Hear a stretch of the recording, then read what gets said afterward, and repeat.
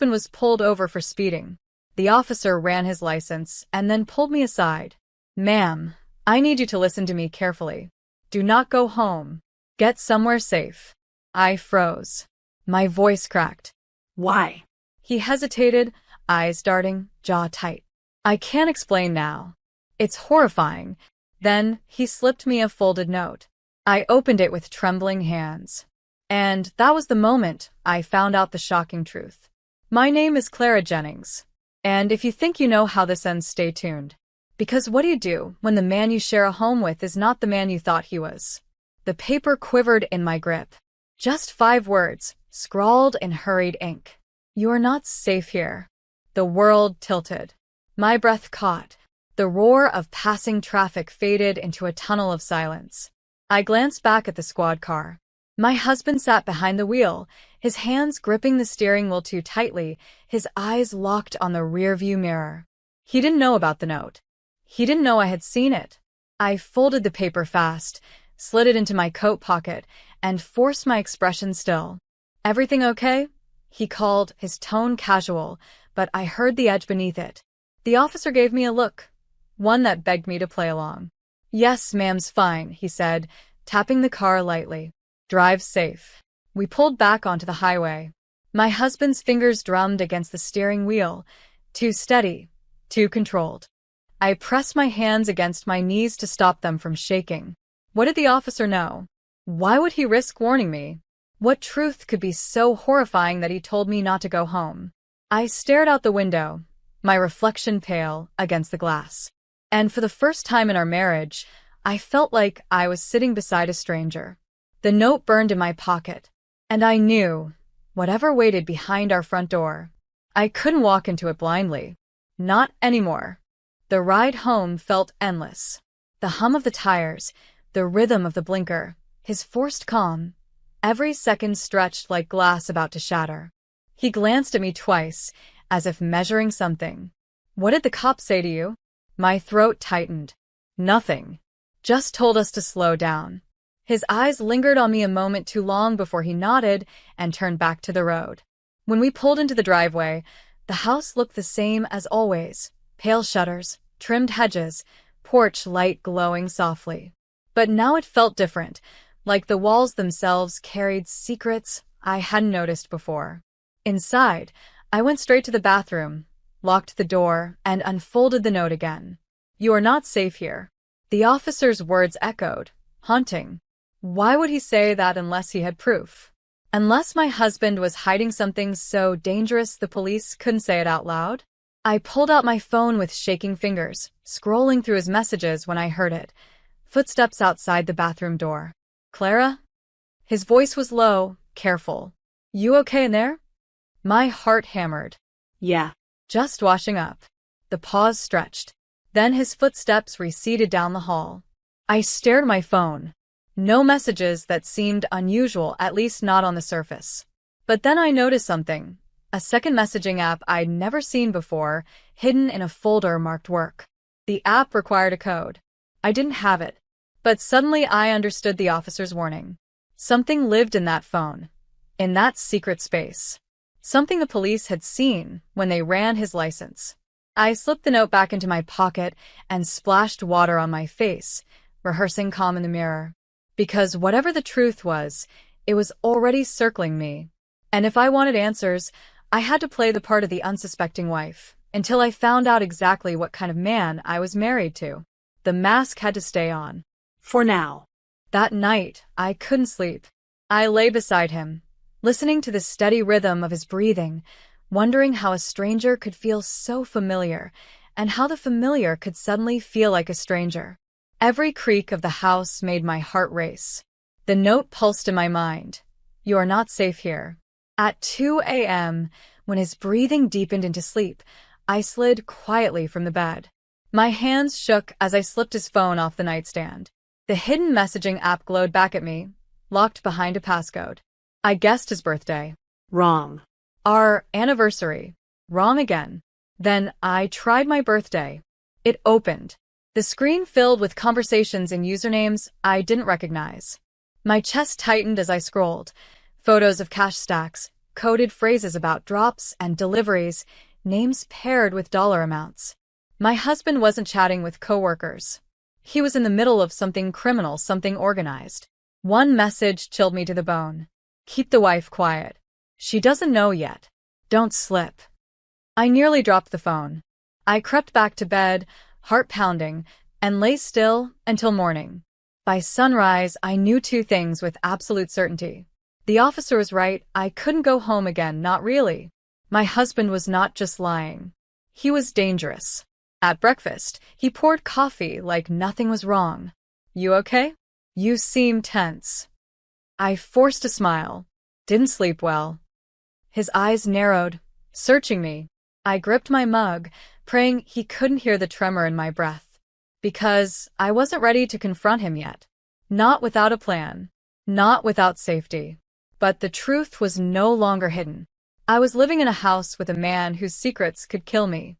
And now I had to decide, disappear quietly or play along until I found the right moment to break free. I spent the next day moving through the house like an actress on stage, every smile rehearsed, every word chosen carefully. He sat in his office with the door half closed, voice low on calls I couldn't quite make out. I kept replaying the officer's face in my mind, the urgency, the warning. He had seen something. Something that explained the files, the messages, the cash. By afternoon, I knew I couldn't survive like this much longer. I needed an exit plan. While he showered, I slipped into his office. Papers cluttered the desk, but one manila envelope caught my eye. Inside were receipts, expensive hotels, dinners, all paid in cash. But the names on the bookings weren't his. They weren't mine either. I snapped photos quickly, slipping the papers back before he could notice. My phone buzzed in my hand, a new email arriving from an unknown address. We can help you. Meet us. Tonight. 8 p.m. corner of 7th and Main. Come alone. My blood ran cold. How did they get my email? Who were we?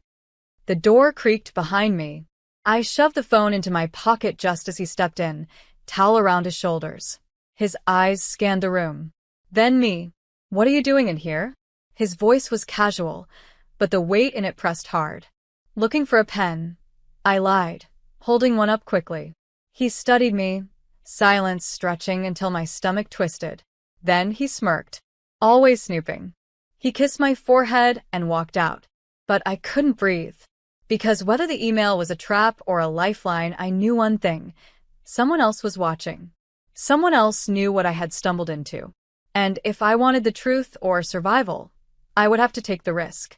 Tonight, at 7th and Main, I would find out exactly how deep my husband's secrets went. And maybe how far they had already spread. The corner of 7th and Main looked ordinary enough. A flickering streetlight, the hum of a diner's neon sign, the faint buzz of traffic in the distance. But my pulse hammered like I was walking into a battlefield. I parked 2 blocks away, slipped the note into my pocket and walked fast, trying to look casual. Every shadow felt sharper, every sound magnified. At exactly 8 p.m., a black SUV pulled up to the curb. The window rolled down just enough for me to see the same officer who had slipped me the warning. Get in, he said quietly. We don't have much time. My instincts screamed to run, but something in his eyes, steady, urgent, human, pulled me toward the door. I slid in. He drove in silence for several blocks before speaking. Your husband isn't who you think he is. When we ran his license, his file lit up alerts from 3 federal databases. Organized crime. Fraud. Distribution. My stomach turned cold. No. There has to be a mistake. The officer shook his head. He's been under investigation for over a year. But last night we saw something new. Messages. Plans involving you. Me? My throat closed. He slid a folder across the seat. Inside were printouts, screenshots of the messages I had seen, but worse. Threads labeled with my name. Notes about accounts in my name, debts being stacked on my identity. And one line that made my blood run cold. If she finds out, she won't be a problem much longer. The SUV slowed.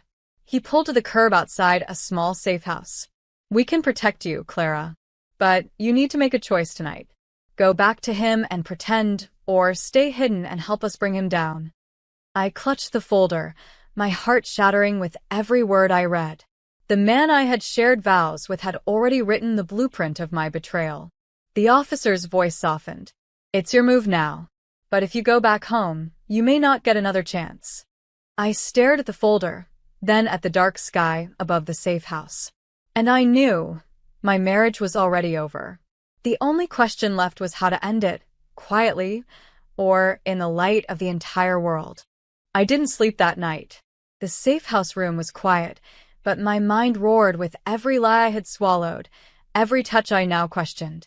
The man I thought was my protector was plotting against me, and the world outside still saw us as the picture-perfect couple.